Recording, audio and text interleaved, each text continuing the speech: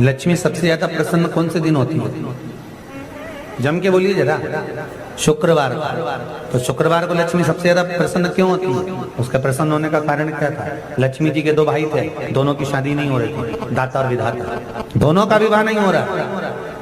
और दाता विधाता के लिए लक्ष्मी बड़ी परेशान थी, रोज नारायण से कहती थी प्रभु कुछ कृपा करिए, दाता विधाता का विवाह नहीं हो रहा, उम्र होती चली जा रही है, इनका कुछ करिए प्रभु, आप नारायण आप कुछ तो कर सकते हो। भगवान नारायण ने तब लक्ष्मी से कहा एक काम करो, बेलपत्री के पेड़ के नीचे बैठकर लक्ष्मी तुम अनुष्ठान करो तुम्हारे भाइयों के विवाह के लिए। इसलिए आज भी हमारे हिंदू धर्म की रीति है कि बेलपत्री के पेड़ के नीचे शाम के समय लक्ष्मी का वासा होता है। इसलिए लोग इस बेलपत्री के पेड़ के नीचे तुम्हारा रात्रि को शाम को 6 बजे से लेकर रात्रि को 8 बजे तक तुम्हारा निवास। जैसे पीपल के पेड़ में देवताओं का निवास, आपको आप लोगों ने यदि पद्म पुराण पढ़ी होगी या सुनी होगी तो उसमें स्पष्ट कहा है पीपल के वृक्ष की गणना, ध्यान देना, पीपल के वृक्ष में सुबह 4 बजे से लेकर 7 बजे तक ब्रह्मा जी का वासा होता है। पीपल के वृक्ष में सुबह 7 बजे तक ब्रह्मा जी का वासा, 7 बजे से लेकर 10:30 बजे तक पीपल के वृक्ष में भगवान विष्णु का वासा। कितनी बजे तक?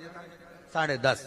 10:30 से लेकर 11:30 12 बजे तक पीपल के वृक्ष में पितरों का वासा होता है। इसलिए हमारे यहाँ पितरों को श्राद्ध पक्ष में जो भोजन कराया जाता है वो 10:30 से 12 के बीच में कराया। 12 बजे के बाद पीपल के वृक्ष में दोपहर के 1:30 बजे तक आहूतों का वासा रहता। आहूत कौन? जो गर्भ में शांत हो गए, जो कुंवारी अवस्था में शांत हो गए, जो जन्म लेने के बाद उनका विवाह नहीं हुआ और शांत हो गए, उन आहूतों का वासा उस पीपल के वृक्ष में दोपहर में 1:30 बजे तक रहता है। उसके बाद में प्रेतों का वासा चालू होता है। इसलिए दोपहर के समय पीपल के पेड़ की परिक्रमा नहीं। फिर शाम को 4 बजे से 7 बजे तक पीपल के वृक्ष में शंकर जी का वासा होता है। इसलिए शाम के समय पीपल की परिक्रमा नहीं। 7 बजे के बाद में पीपल के वृक्ष में रात्रि को 9 बजे तक कुबेर का वासा होता है। फिर 9 बजे के बाद में प्रेतवास चालू होता है। उसी तरह बेलपत्री का जो वृक्ष है, उस बेलपत्री के वृक्ष के नीचे रात्रि को 8 बजे से लेकर 12 बजे तक बेलपत्री के पेड़ के नीचे कुबेर का निवास होता है। महाराज कुबेर का निवास।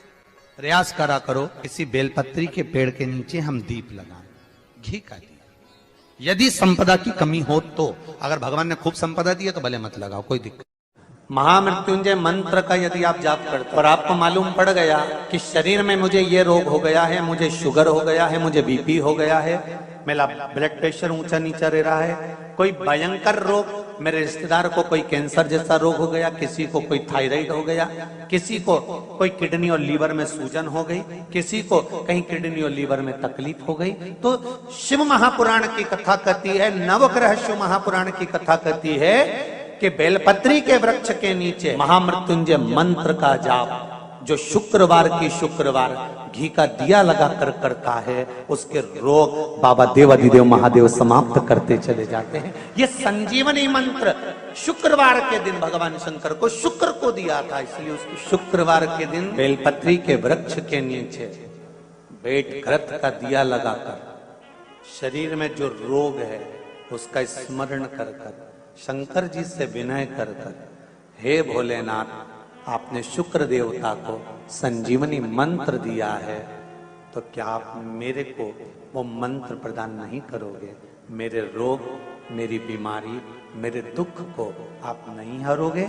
शिव से कहो ये शरीर आपने दिया है और भजन करने के लिए दिया है, स्मरण करने के लिए दिया है, कीर्तन करने के लिए दिया है, तो संभालोगे भी आप। और बेलपत्री की ओर मुख कर घी का दिया लगाकर महामृत्युंजय मंत्र का स्मरण कर लेने पर धीरे धीरे धीरे धीरे धीरे धीरे वो रोग समाप्ति की ओर। शंकर भगवान को तुलसी नहीं केवल एक बैकुंठ चतुर्दशी के दिन चढ़ती है, वो भी रात्रि के समय पर 12 से 4। शंकर भगवान को तुलसी नहीं चढ़ती। पद्म पुराण कहती है कि शंकर भगवान के मंदिर के बाहर जो तुलसी का वृंद लगाया जाता है, शिव जी के मंदिर के बाहर जो तुलसी का पौधा लगा रहता है या लगाया जाता है, उस तुलसी के पौधे में जितनी मंजरियां लगती हैं, उस मंजरियों में जितने दाने लगते हैं, उतने दाने गिन लिए जाएं